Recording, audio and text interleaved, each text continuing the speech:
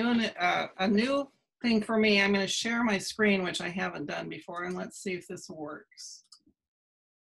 Okay. Ta-da! Okay, great. Well, thank you everyone for being here today. It's been really, it's been a pleasure to prepare for it. It was, I was surprised when Mandy called me about this. I don't think of myself particularly as a scriptorian, but more as a storyteller. But of course, the Bible is filled with all sorts of really interesting stories. And one of the stories I've been very interested in learning more about was the story of Sarah. And so Mandy, since I was starting this off, gave me carte blanche to pick whatever woman in the scriptures I wanted to talk about. And I had a few that I pondered, and this is the story that really intrigued me and that I wanted to know more about. So I've become more of an expert, but I really didn't know much about Sarah until I had the chance to do this, and I'm very grateful for that opportunity. I'm starting off with this quote because I think Sarah's story is a lot about patience. This is from the poet Adrienne Rich. "A wild patience has taken me this far." I think all of us have learned a little bit about patience in the last few months as we've gone through lockdown and faced the pandemic and other things that have come our way. And I thought one of the things I'd like to do as we start this presentation is to practice our chat skills by doing a little exercise around the pandemic that I call I Remember. So I'd like all of you, if you would, to project into the future, say a year or two from now, maybe 10 years from now, and you're recollecting with people. And I would like you to share one thing that you would say, I remember about this period. I remember having to wear a mask when I went places. I remember my daughter's wedding getting canceled. But I'd like it to go in the chat, and that will help us practice a little forward discussion, because I think with this big a group, we're going to have more success if we just chat rather than try and unmute back and forth, all right? So I'm going to give you 2 minutes right now to fill out the chat. Let's see if I can find the chat for me. Hopefully everyone should see that at the bottom of their screen, and I see people. See that at the bottom of your screen? Okay, I'm going to come out of this screen for a minute so I can get my chat going. Let's see. There we go. Okay, I see the chat. I remember that toilet paper was in short supply. Who knew, right? I remember having the time to try all kinds of recipes, including sourdough. I will remember this being a time of complete personal transformation, mastering so many different educational apps, hiking the fire trails. I remember sitting 6 feet away from my friends outside in their front yard to catch up. I remember liking that everyone was so quiet. I remember connection with people and nature. I remember the best ever church meetings. I remember exercising by Zoom.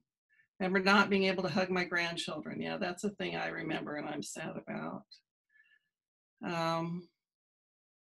Unfortunately, working 12 to 15 hour days instead of being with family.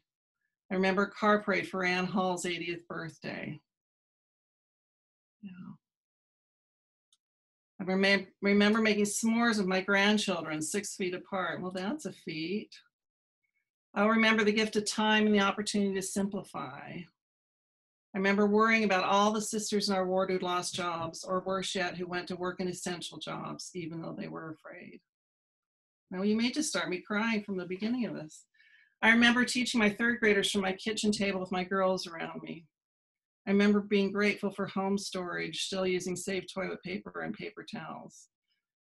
I remember not being able to attend my uncle's funeral in person. I remember when the missionaries were reassigned and the temple was closed. Now, one of the things I remember is going to the temple just before I knew it'd be closed.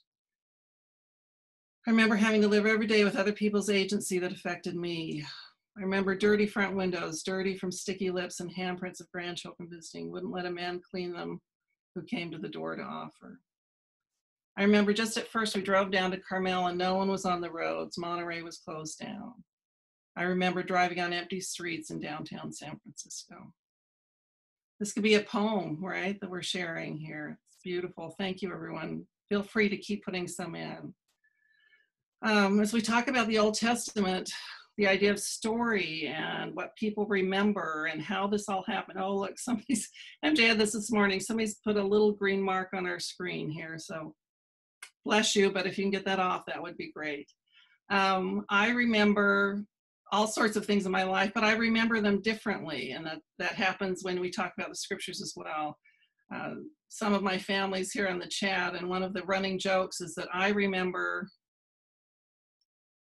getting our first TV differently than they do. So I remember being 8 years old when the TV came into our home, and that I got to watch Gilligan's Island. That was the one show I could stay up to watch. My family insists that we got a TV much earlier than that. So you probably have stories like that in your life as well, in your family, where you remember it one way, somebody remembers it another way. That's just the way memories work. In the scriptures, and especially in the Old Testament, we have memories from multiple sources as best we can tell. Are you all seeing the group chat on my screen as well as my things? Or am I only seeing that, Mandy? Can you tell me? It's just very small, like one at a time comes up at the bottom on Okay, it. great. Then I'll just let that go in there. The theory of how we have the Old Testament is that 4 different writers, they attribute to 4 different writers, had similar memories, and one person or a group of people put them all together. But that means there are discrepancies, and sometimes there are difficult things that are hard to reconcile with other things in the scriptures. And so as we talk about the story of Sarah, I'd forgotten a few details when I picked Sarah. There are some difficult things in this story, and some of that is about the way that it's hard to reconcile things from the past with the way we'd like the story to happen. But that's part of the Old Testament, and it makes the story interesting, some of the enigmatic parts of it. What we do know about Sarah from the scriptures are the things I've listed here, that she's barren, she's beautiful, she's married to Abram or Abraham, she has a troubled relationship with Hagar, she entertains angels, God covenants with her, she laughs, and she gives birth to Isaac. How we know what we know about her from archaeological discoveries at the time. This mask is called the Mask of Warka. It's the first life-size depiction of the human face. It's been found in modern-day southern Iraq. They think the eyes of this mask might have had shells in them, and then lapis lazuli is the pupils. They're comparative writings, basically comparative stories of the time. They're midrash, which are commentaries by early Hebrew writers and modern-day scholars, and of course, other scriptures. This is a list of the various scriptures that talk about Sarah. And as you can see, it goes from the Old Testament through New Testament, Book of Mormon, Doctrine and Covenants, Pearl of Great Price, and the LDS Bible Dictionary. I would highly recommend that you read these other references and read them all together after you've read the Genesis story. For me, it was eye-opening to see the ways that Sarah's story runs throughout our scriptures. Sarah Savina Tabul is a religious scholar, and she says the purpose of the biblical narratives is to unfold the evolution of a people. So again, as we're talking about the Old Testament, these are not people who are perfect. These are people who are evolving, and these are stories that are telling us about their evolution. Many scholars talk about the time before these patriarchal, matriarchal stories as being about superhuman people, people who live for hundreds and hundreds of years. Then the Tower of Babel happens, and we end up with, we enter this period, and these are more human. They're still living a long time, but they have human attributes, and we're watching their evolution. Robert Alter, who's a biblical scholar and a UC Berkeley professor, says that after the string of curses that begins with Adam and Eve, human history reaches a turning point with Abraham and Sarah, as blessings instead of curses are emphatically promised. Now, again, the past is different. This is one of my favorite quotes as an amateur historian. The past is a foreign country, and they do things differently there. So this is not going to be like studying when you study the Old Testament and it's uncomfortable for you. It's not like you're studying even our pioneer ancestors. You're studying people from the far past who lived in a different way. And as we discuss Sarah, I think you'll see how things are different, but then hopefully some things are the same. This is a timeline of Sarah's life. This particular timeline came from one of the resources that Mandy first suggested this come from. This is Camille Frank Olson, BYU professor's Women of the Old Testament. Lovely book, well-written, beautiful images by Elspeth Young, if anybody's interested about reading more. You're probably pretty familiar with the story, so I'm not going to run through all of this, but it's a good timeline to help you remember exactly what happens when. But I would say there's more than one way to tell a story. As I said, in my own family, as to when the first TV came into our house, we have multiple stories. Depending on the viewpoint, depending on where you were in the time period of the story, depending on who you interacted with. Dr. Laura says that, remember, we all tell the version of the story that makes us look good.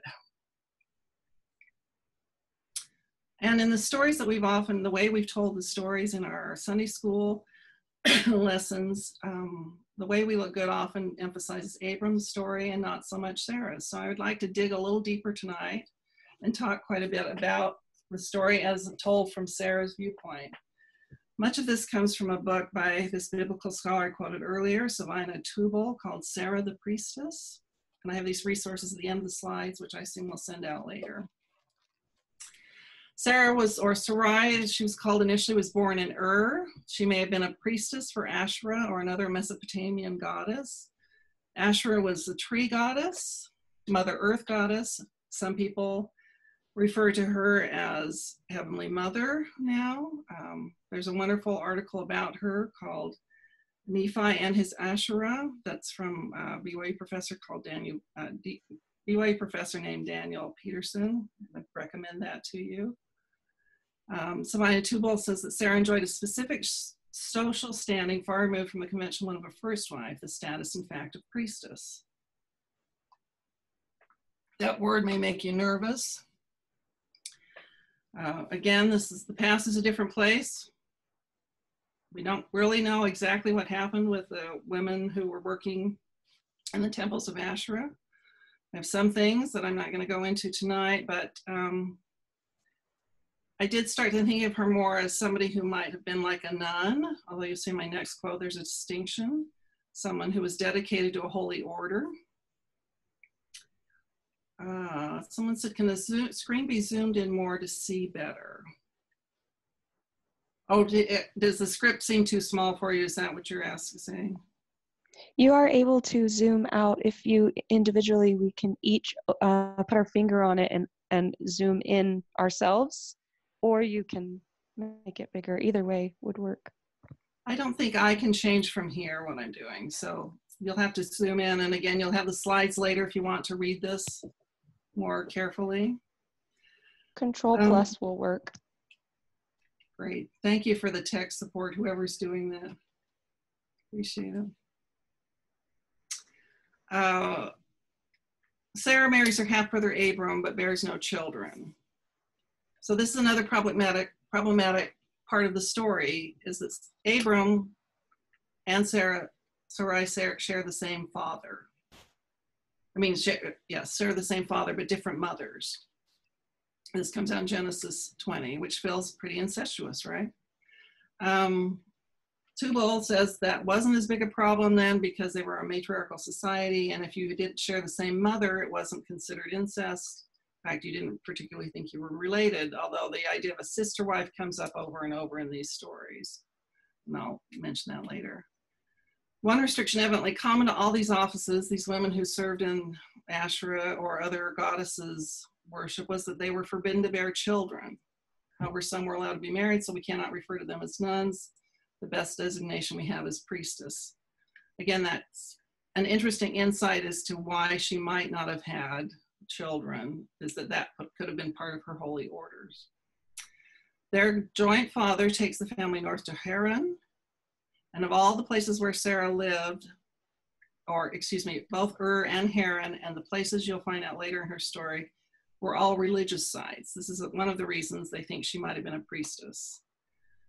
They were exclusively associated with religion, whereas those of Abram were also associated with trade. And if you read the scriptures closely, he doesn't always live with Sarah, but she seems to live in these religious places, except for the time she's in Egypt and later in Gerar. And again, these are inconsistent with the overall story. The famine drives them to Egypt, and we get the sister wife deception number 1. This will happen 3 times in the patriarchal scriptures, twice here for Sarah and once for Rebecca and Isaac, where the husband says, no, this isn't my wife, she's my sister.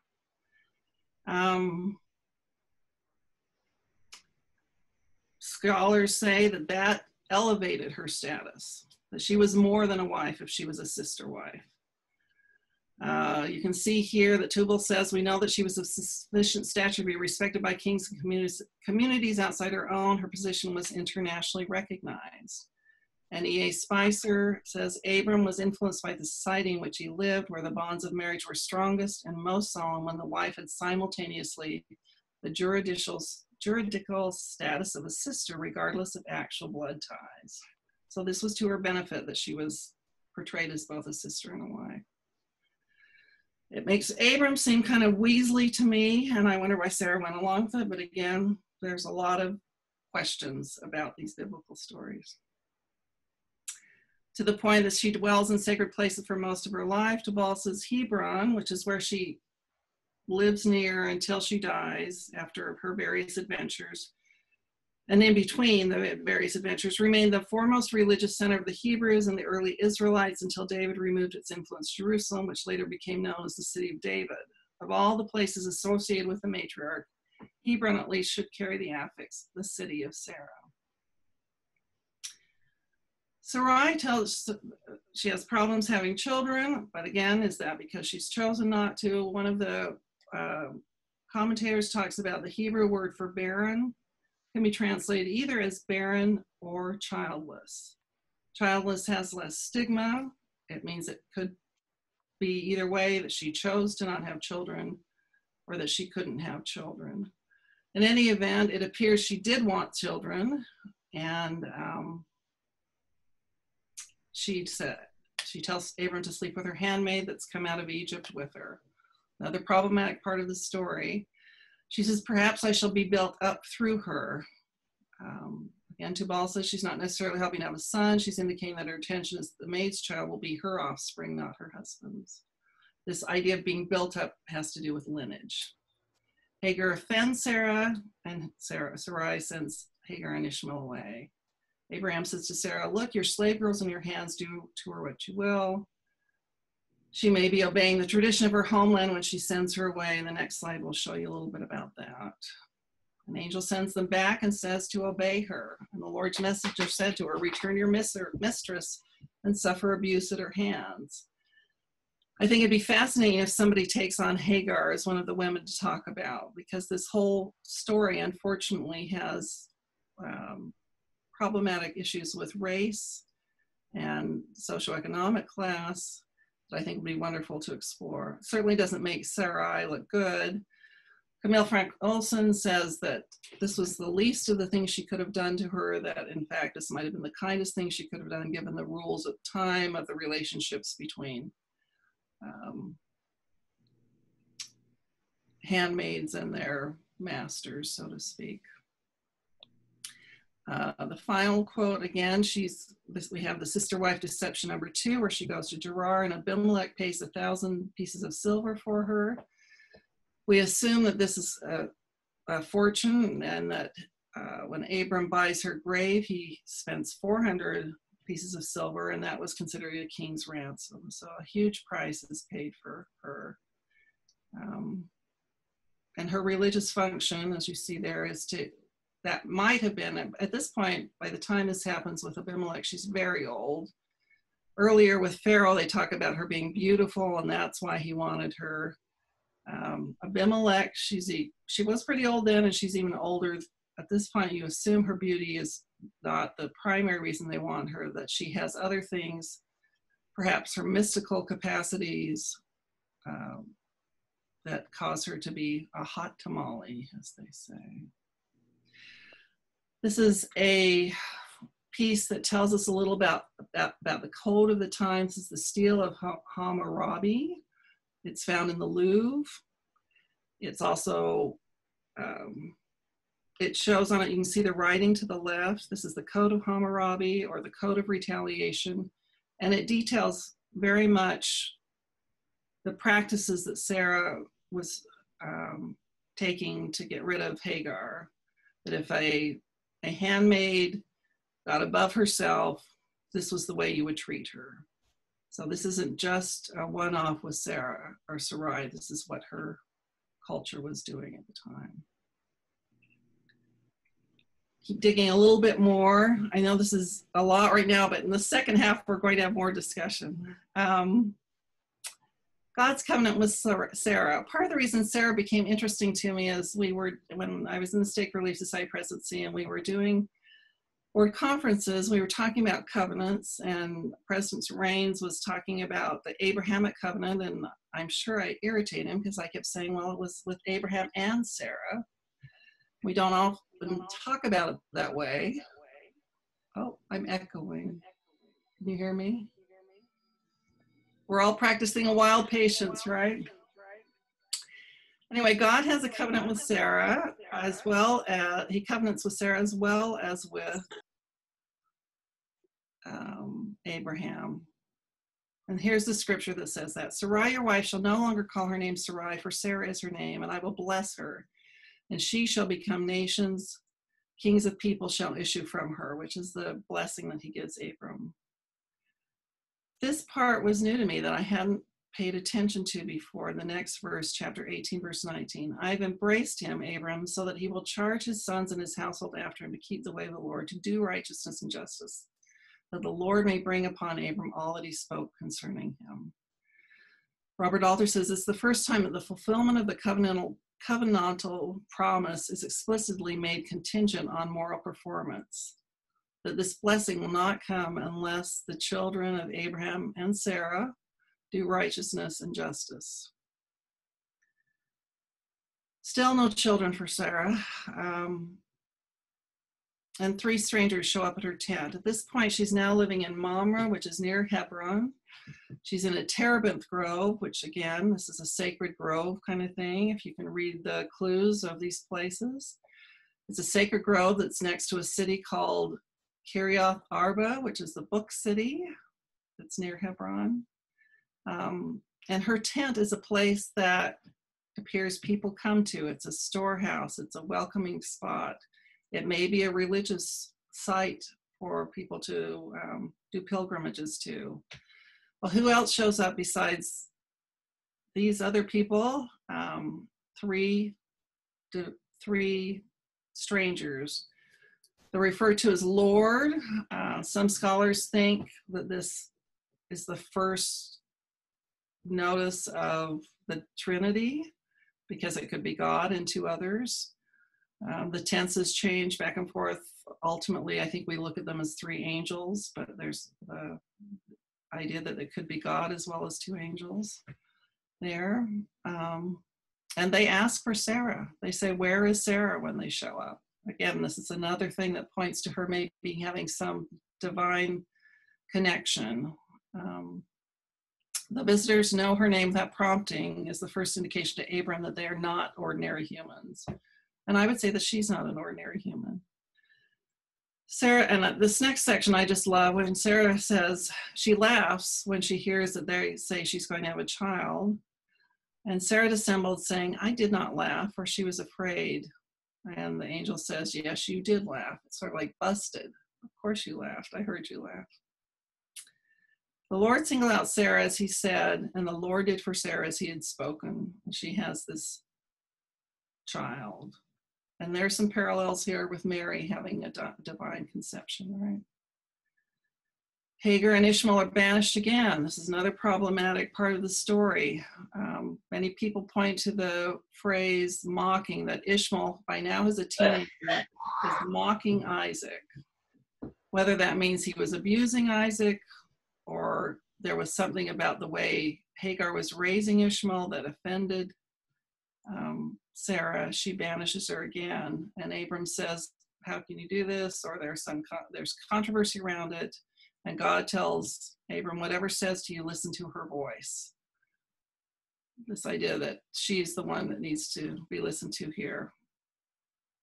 side note, many scholars say that in all of these stories with the patriarchs, as we talk about Sarah, Rebecca, Rachel, and Leah, it's the women who seem to be the most active. And here's an example of Abraham being somewhat passive, saying, yeah, and God says, listen to Sarah. Okay. Ancient law suggested that there were 3 different options available to a chief wife. Again, this is about punishing Hagar. She could free the concubine, send her away, brand her a slave, return to servitude, or punish her. The first option is arguably the most generous course of action, says Olson. Again, would love to have somebody take on Hagar in this relationship. Isaac's sacrifice. Isaac is taken to a hillside to be sacrificed as a test of faith.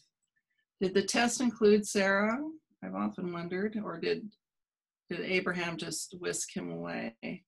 Olson says their life's pattern of complete partnership argues that Sarah would have been privy to God's command of sacrificing their son, and likewise strengthened by her faith. Sarah dies in this book city near Mamre, near Hebron, and it says that Abraham came to mourn her and to keen for her. So this is another indication that he wasn't living with her at that point. But he comes, and I think it's a beautiful section in the scriptures when they talk about him coming and keening for her. Sorry, some of these quotes are now being covered up by things on my screen.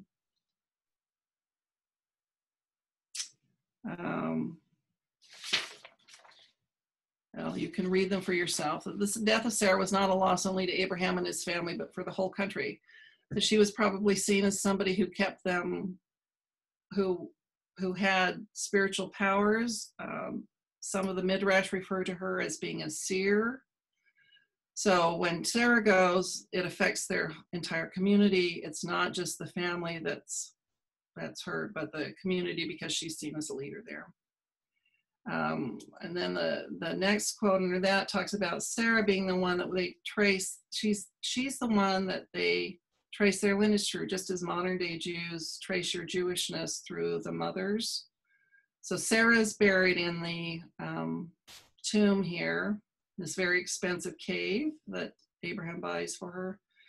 But not all of her family's buried there. The next 3 matriarchs are buried and their husbands, but Ishmael and his family are not buried there. Again, pointing to Sarah and her prominence. Finally, there's the marriage of Isaac and Rebecca. They consummate their marriage in Sarah's tent. Again, an indicator that it's a holy place. And he is consoled after his mother's death. Robert Alter talks about, now that she's gone, because this marriage and consummation happens in her tent, Rebecca is now basically the new matriarch for the family. Whew. That's all the scriptural stuff for tonight. I loved looking at images around this biblical story. I tried to share different ones. So many of the images historically show everybody white. If they were in Egypt and the Middle East, they weren't. But I've tried to share a range of different images here. I hope this will help flesh out the variety of ways we can look at these stories. Philip Olson says, every patriarchal blessing includes validation that the recipient is a son or a daughter of Abraham, either literally or by adoption. And I would say a son or a daughter of Abraham and Sarah. So your patriarchal blessing, as you've looked back to Abraham, I hope you'll now start to think of it as a way to connect you to Sarah as well. Here's some scriptures about their posterity from Isaiah and from Nephi. Look unto Abraham your father and unto Sarah who bare you. Count the dust of the earth, count the stars, so shall be your seed, is the promise to them both. In thy seed shall all the families of the earth be blessed, we read in the Pearl of Great Price. And through that, being heirs together, we will experience the grace of life. Some people interpret that grace of life as eternal life. I shorten that to say magic happens. Abraham and Sarah did not think that their posterity would be as numerous as the dust of the earth or the stars when they had no children. And in fact, they don't have many children. The two of them only have one together. we don't have any historical records of these two people actually living. They were not big players in the times, enough so to be to have records of them. But clearly they've had a huge impact through history. And the magic of having some children, and even more so having their stories shared, is a testimony to me that God works in mysterious and marvelous ways. Some of you may not like this interpretation of Sarah, or there are other things, or there may be things that you have questions about. Again, I have resources at the end, and I wanted to say here, I consider myself, again, not a scriptorian, but a storyteller, and I wanted to explore the story and learn more about the story. And I like this quote about storytelling. The purpose of a storyteller is not to tell you how to think, but to give you questions to think upon. So I hope that there are some questions that came out of this that you'll consider going forward and doing your own research about. All right, for the last half, a little less than half of our presentation, I wanted to get back to that chat screen and talk about three things that come out of the story of Sarai.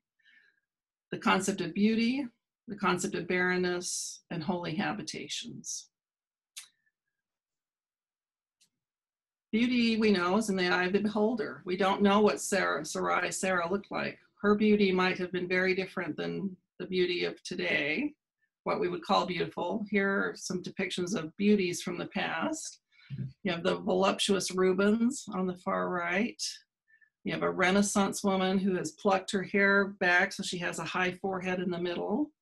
You have a pre-Raphaelite woman here with long flowing red hair who was scandalous that she wasn't wearing a corset in a time when women wore corsets.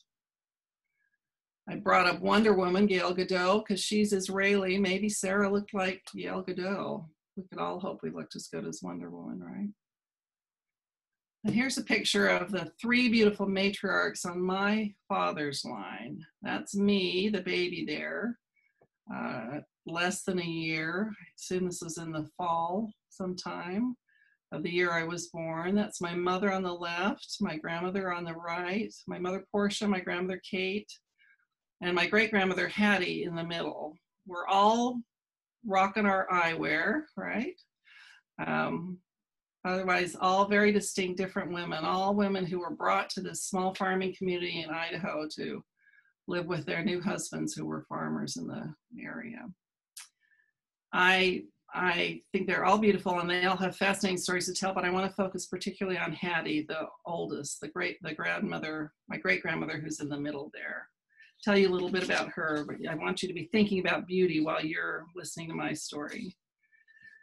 I remember, let's go back to I remember stopping by Hattie's house. She had moved in off the farm, was widowed, and was living in a small home in Ashton, Idaho. And it was partway between the little grade school I went to and the church where I would go to weekday primary. And so I would stop at her house. Again, the past was a different country then too, that a 6-7-year-old would walk by herself for a mile over to the church, but that's how it was then. And I would stop at her house, and I have memories of her cutting noodles. She made homemade noodles. She was a very good cook. So I've done a little more research on her. She was known for her biscuits when she was younger, and my great-grandfather was courting her. I remember her being in a dark dress and sturdy leather shoes. I remember the wooden stereoscope that I would look in to see these images. No TV in her house, even though I think we had one by now. On her little screen front porch, I'd look in the stereoscope. I remember her body in a coffin the year that just before I turned 8. Hers was the first funeral I ever attended. Later, I would learn that she was known throughout the community as a generous, kind soul, maybe the most that anyone had ever met. She was the Relief Society president for 12 years in the community. When she was 50, she learned how to drive a car. It was said because there would be many times when the men could not take her where she needed to go. She loved her dark green 1949 DeSoto car and took her neighbors and friends to church, meetings, shopping, to women's camp, etc. So I've heard some lovely family stories about Hattie throughout my years, but in the last 5 years, every time I've gone home to Idaho and I've gone to church, An old friend of my father's, my father's been deceased for 10 years now, but an old friend of his who's losing some of his mental faculties will corner me and talk to me about how beautiful Hattie was. Hattie and Diamond, her husband. He said they were the most handsome couple. They were just so striking. Now, I don't know, I think she's beautiful because she's my grandmother, but probably if you looked at the picture of this older woman here, the first thing that came to your mind would not be beautiful. But to this man who knew her as a young woman, she was a beauty. And to those who knew her as a Relief Society leader, as a friend who drove them places, as her children and grandchildren, she was beautiful as well for many other reasons. Was it her looks or her spunk and generosity that made her beautiful? Well, that's the question for you all. What makes someone beautiful? We already have in the chat, beauty is a woman who does what's right for the whole tribe, not only herself, and asks what's best for the greater good. I'd like you all again to take a few minutes here and type into the chat, what makes someone beautiful? And you can just free associate maybe personality, Barbara says, their hearts, confidence, their love for others, compassion, the imperfections that make a woman uniquely her, kindness, confidence in herself, her talents and abilities, goodness and kindness, a sincere smile, feisty, humble confidence, a humble heart, that she loves you. That's a nice one. When they're kind, how they make you feel, good heart, the light of Christ, depth, the depth of her spirit. Beautiful. I listed intelligence, kindness, being comfortable in their own skin, and enthusiasm for life. Can be a quirky thing, but if people are enthusiastic and interested in something, I think that makes them beautiful. Jacqueline says, someone that shares even with those she might not choose as a friend. It's a beautiful quality, isn't it? Yeah. Sharing life. Elizabeth Kubler-Ross said, the most beautiful people we've known are those who've known defeat, known suffering, known struggle, known loss, and have found their way out of the depths. Marlene Jack says, I found that when I really get to know someone and know their story, they become beautiful. Amen. I think everyone is beautiful and everyone has a story to tell. Okay. Someone who finds the best in herself as well and in others. Yeah. Amen.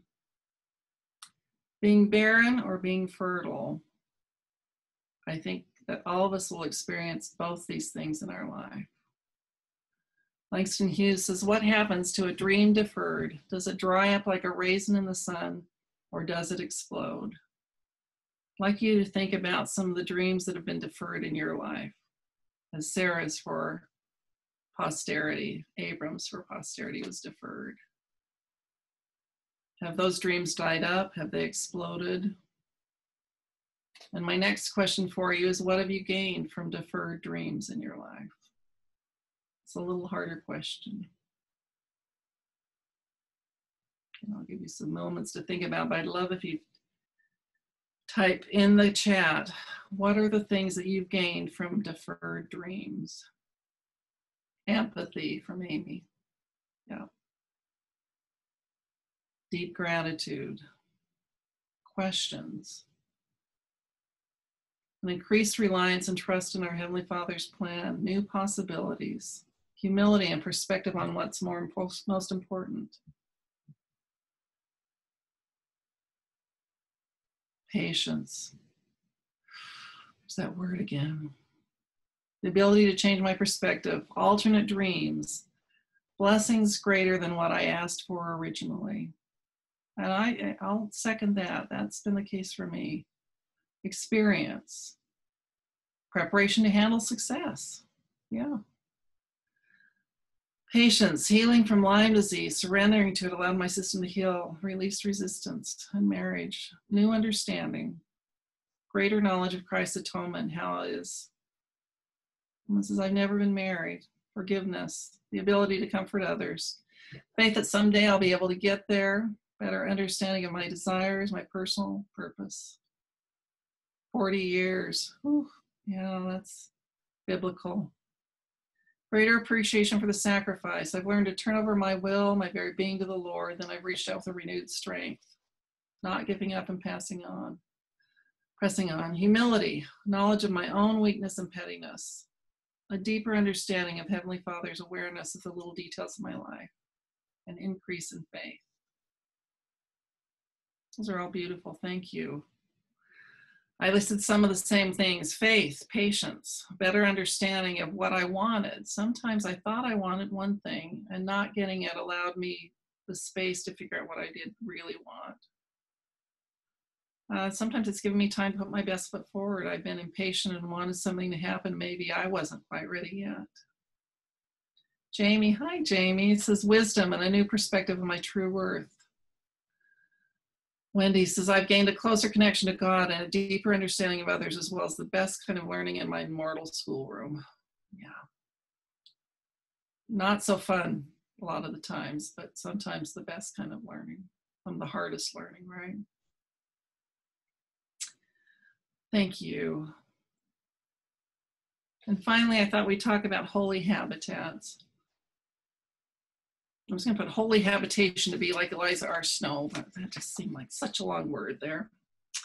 I love the idea that Sarah's tent was a place where God felt comfortable coming, and where Abram wanted to come, and where her son wanted to be married. It was a place that was a storehouse on many fronts for people. So I'd like to know, well, before we talk about what you think makes a holy habitat, one of the Hebrew traditions they call the miracles of Sarah's tent. And they say 3 things were part of Sarah's tent, or 3 miracles happened in Sarah's tent. First, the candles stayed lit from Sabbath to Sabbath. The bread dough continued to increase. It was ever present. Some of you may have a better understanding of that with your sourdough starters in this period. God's clouds of glory hovered over her tent until she died. And then they returned when Rebecca married Isaac. Now, I wouldn't necessarily say that the first impression of a cloud hanging over something is a good thing, but if you're in the desert, I assume that a cloud over shading your tent was a miracle indeed, and that was a sign maybe for everyone to know where to come to find Sarah in her sacred grove. So we're all sheltering in place. We are home right now. We are in uncertain times, as uncertain as any most of us have ever had. And I'd like to know how you are welcoming miracles, manifesting miracles, recognizing miracles in your home. Again, a more complex question as we move on. What are the ways you are seeing miracles, and is there anything you've done to help those miracles happen in your life, in your holy habitations?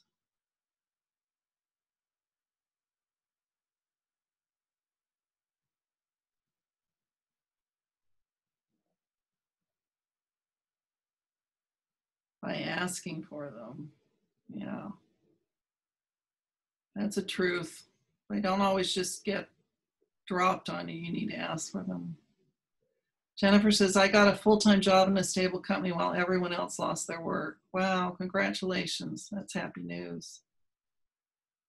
Lean into the Lord during times of uncertainty and difficulty. Yeah. Again, that's a variation on asking for things, I think. Not just turning your back on God, but saying, I need a miracle right now. Jennifer says, I'm very happy for us all to be going inward. I am too. There's been some very positive things about this. There's part of me that will be sad to come out of it. Another part will be very happy. Fellowship, visualizing things I love and focusing my mind on beautiful things and thoughts. Allowing myself to enjoy the benefits of this setting even when others are struggling. Our Moraga Ward Sunday school class talked about beautiful places based on Mosiah 18:3, the waters of Mormon. Several mentioned how their homes have become sacred places because of having our church at home. It's true for me. We welcome miracles in our home by opening our eyes to see them, yes. Focusing on the opportunity to focus on family. I think because there's so much more quiet and peace in our home, we recognize these small things. Kindness of neighbors, meditation, be still. Having time to be able to help others more when normally I couldn't and would have been at work. More people are appreciating nature. I certainly am. I've become a bird person. I watch birds now. I've learned the names of the birds in my yard. I just love it. Marilyn, when I've asked in prayer who I knew needed help that day, I've always received a specific answer. Beth says she prays daily for the world. Thank you, Beth. We need it. Come Follow Me studying program. That helps bring those clouds of glory over your head, huh? The Saints book. My landlord has felt an inspiration to consecrate this house and home for the Lord's purposes, making sure that the entertainment we engage in can allow the Spirit to dwell in our home. By deliberately studying the Come Follow Me lessons, we felt daily comfort from the Spirit. It's great. 16, 18-year-old daughter said that they are best friends. Well, that is a miracle, Amy. With God's grace, I paid up my home and truck and realized I can retire now. Oh, congratulations. Congratulations, miracles, miracles. I say that to welcome miracles, I need to look for them as well as ask for them. I need to open my eyes. I think someone said that. To follow the miracles of Sarah, I need to give them a well-lit place to shelter. I need to nourish them. And I need to trust in the mystery of God's glory. I don't understand electricity, but I use it and I believe in it. Jennifer says, I felt tempted by Satan, but overcame it even without priesthood blessings I depended on. I think the article of faith about seeking for the best things applies in our homes as well. And your best things may be different than mine, but I think you know the difference between the ones that are going to open your eyes to the miracles and the things that aren't. Anything else? All right. Thank you so much. Well, I'm going to wrap up now, and I'm happy to take a few questions. We're about through the hour, but some things I'd like you to remember about my presentation tonight, about the story of Sarah. The past is a foreign country. They do things differently there. And I think sometimes we don't read the Old Testament, especially because they're doing things differently. And I would say lean in, read more. It's like church history. I think you'll have a better experience with it if you do more rather than ignore it. Put your head in the sand. There's more than one way to tell a story. We've heard lots of versions of the patriarch story. Even Sister Olson's book says, when she talks about these stories of Sarah, Rachel, and Rebecca, she says, I'm talking about the wives of the patriarchs. Orson Scott Card's written an entertaining novel about Sarah. He was asked by Deseret Book to write about the wives of the patriarchs. I wanted to say they are matriarchs and they're women in their own right, and that we should tell their stories as such. The scriptures say that the children of Abraham and Sarah are the children of promise. And as I read earlier, if we're children of promise, we will do righteousness and justice. That is our part of the bargain, our part of the covenant with God. A wild patience will take you far. I wish all of you plenty of patience as we move forward in this uncertain time. And finally, magic happens. It happened for Sarah. It's happened for me in my life. It will happen for you. I'm sure you already have had plenty of magic and miracles. Again, I'm so grateful to have had the time and the resources to study this. And I appreciate you taking the time and listening to what I had to say on this. So thank you so much.